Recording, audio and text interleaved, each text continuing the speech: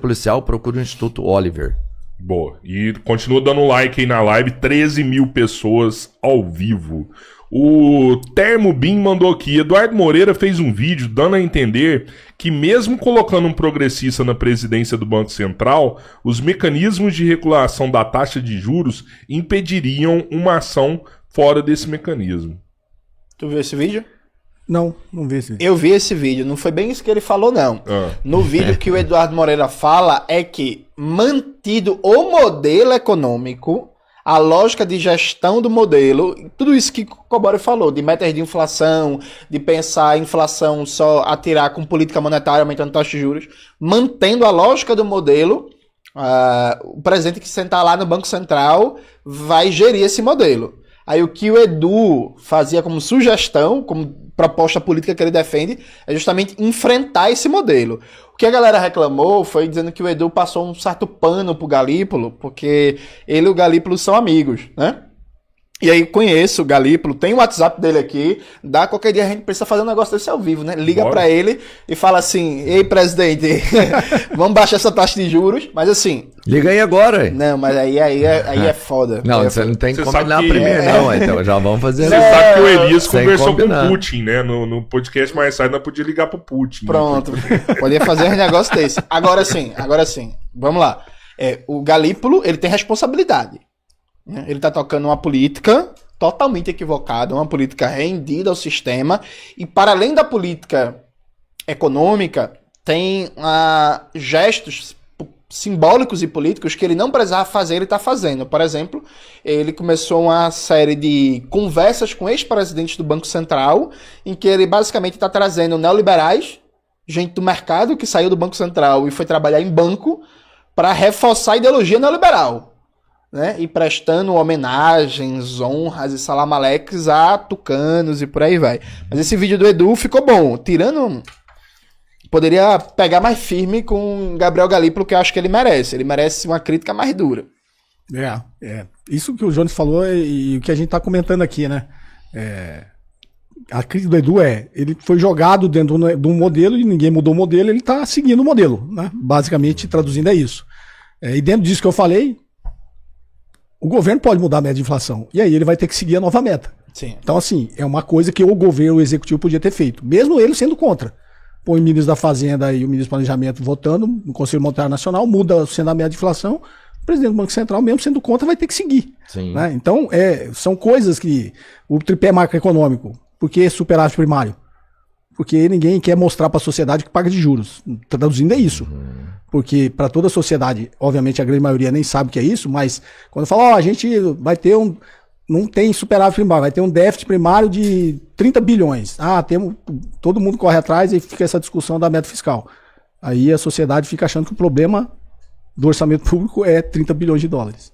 E a gente pagando 1 trilhão em juros. Então, por que não olhar o nominal? Por que você quer olhar só o primário? Porque se você olha o nominal, fica claro para a sociedade, fala assim, a gente tem um rombo aqui de 1 trilhão e 50 bilhões de reais. Aí a sociedade fala, nossa, que grande, hein? Não, mas vamos tentar resolver aqui o problema desses 50 bilhões aqui. No outro aqui não vou mexer, não. Vamos mexer só nos 50 aqui, vamos cortar a bônus salarial, vamos cortar aqui, vamos BPC, sempre no lombo do mais pobre, né? Vamos cortar aqui e resolver o problema dos 50. Você acha que se isso fosse evidente, isso não ia gerar um outro sentimento na sociedade? Claro. Você fala assim, por que você não quer mexer nesse 1 trilhão? Você só quer mexer no problema dos 50 bilhões ali. Entendeu? Então, o tripé macroeconômico, na realidade, está escondendo o verdadeiro problema do orçamento público. Se a gente tem capacidade de pagar 1 trilhão, imagina o que a gente não teria capacidade, se não tivesse que pagar esse 1 trilhão, de investir na economia. Opa. E o novo teto de gastos, o arcabouço fiscal do governo Lula, segue o mesmo modelo do teto de gastos do Temer, que é amarra o gasto primário do Estado e deixa livre o gasto financeiro. Eu participei de uma mesa, Coboré, uns 2 meses atrás, que uma companheira que estava dividindo a mesa comigo foi e defendeu, a gente quer tributar os super ricos. E eu falei assim, sou 100% a favor de tributar os super ricos.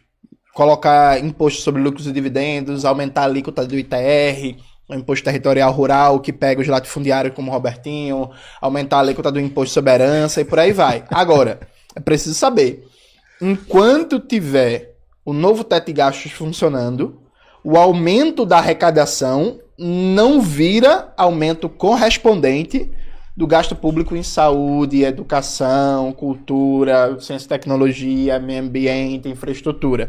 Então, esse ponto é muito importante, já que está tendo um plebiscito aí para taxação dos super ricos, fim da escala 6x1, é muito importante saber que, enquanto tiver o novo teto de gastos, aumento de tributação não vira aumento de gasto público para a classe trabalhadora, porque o gasto primário está amarrado com o novo teto de gastos, a lei complementar 200, e o gasto financeiro, gasto com juros e serviço de dívida pública, 1 trilhão, esse está livre. Esse não tem amarra nenhuma. Essa é a coisa que a gente tem que falar todo dia. Porque as pessoas estão achando que não, se a gente conseguir aprovar a tributação para os super ricos, a universidade vai parar de ter crise orçamentária.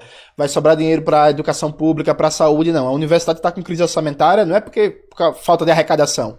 É por causa do novo teto de gastos, que está constrangendo o orçamento público, enfim, em saúde, educação, em cultura, em lazer e tudo isso. Mas quer saber, a gente não tem problema de arrecadação, mano. Sim. A gente vai gerar esse ano aí, sei lá, 4 trilhões, talvez 5 trilhões. Fala sério, um dinheiro desse não dá pra consertar qualquer país, senão boa parte do mundo com um dinheiro desse. Não é arrecadação, né? A gente sabe, não é arrecadação. E o Estado não depende da arrecadação para gastar, né? O Estado brasileiro, ele emite o ente monetário soberano e como foi inclusive Elias e Cobora explicaram aqui ontem, a arrecadação ela serve muito mais para regular os fluxos de renda e garantir a validade da moeda do que para garantir o gasto público. Inclusive, essa é uma das malícias do neoliberalismo, porque até a era neoliberal, a maioria dos países do mundo não tinham regras fiscais. Regra fiscal para constranger o gasto público por lei é algo da onda neoliberal a partir dos anos 70. Aí dos anos 80 em diante, uma porrada de países estabelece regras fiscais que você tem disponível, é o caso do Brasil hoje, você tem disponível no mercado brasileiro, na economia brasileira, cimento, tijolo, pá e trabalhador desempregado. Vamos construir moradia popular? Não, não vamos. Por quê? Porque tem uma regra fiscal que proíbe de você ativar os meios de produção que estão disponíveis na economia brasileira, que não passam pelo circuito do dólar, mas é proibido por lei você fazer isso. Então, isso é algo típico da arquitetura institucional neoliberal, coisa que a China não tem. A China, atenção, viu, gente, veja, você que caiu na propaganda neoliberal, a China ela tem déficit primário, na lógica brasileira, há mais de 30 anos. A China, há mais de 30 anos, ela gasta mais do que ela arrecada. Isso não é um problema. A China não vai quebrar. A dívida pública não explodiu. Isso não gera crise fiscal. Isso não é um problema. A questão é como se gasta e para que se gasta. Essa que é a questão do gasto público. Como se gasta e para que se gasta. Se você está fazendo um gasto público que vai aumentar a complexidade produtiva, que vai aumentar a produção de ciência e tecnologia, que vai melhorar a infraestrutura, que vai melhorar a produtividade do trabalho, pode gastar. É investimento. Que é o que a China faz, né? E a China, justamente, ela sobreviveu, que está no livro da Isabela Weber, a terapia de choque era justamente isso. E o principal elemento da terapia de choque neoliberal é a austeridade fiscal. Traduzindo, o que o sistema imperialista quis com a austeridade fiscal? É inibir o potencial de crescimento dos outros países. Austeridade fiscal é isso. Pergunta se os Estados Unidos têm austeridade fiscal. Não acabar de aprovar aí que eles podem gastar mais 5 trilhões, mesmo sabendo que ele terá o problema de colocar essa dívida no mercado, já que ele está perdendo a hegemonia do dólar, que a hegemonia do dólar permite que ele fique colocando dívida no mercado mundial. Então, assim, o discurso da austeridade fiscal é para evitar o crescimento dos outros países. Isso aí é claríssimo para quem estuda história e olha lá desde a Revolução Neoliberal na década de 80, é isso. Por quê? Eu falo para você que você não pode gastar mais recado e eu inibo a sua capacidade de investir. Basicamente é isso. Porque como a gente estava falando, quando você estuda economia, o neoliberalismo só faz você estudar poupança e investimento. Isso. Se você investir, você tem que ter poupança. É poupança e investimento. O discurso é esse. Até no meu canal eu ensino essas coisas dentro dessa teoria dominante. Só que poupança precede investimento. Mas o que precede a poupança é renda. E o que precede a renda é gasto. E o que precede o gasto é criação de moeda.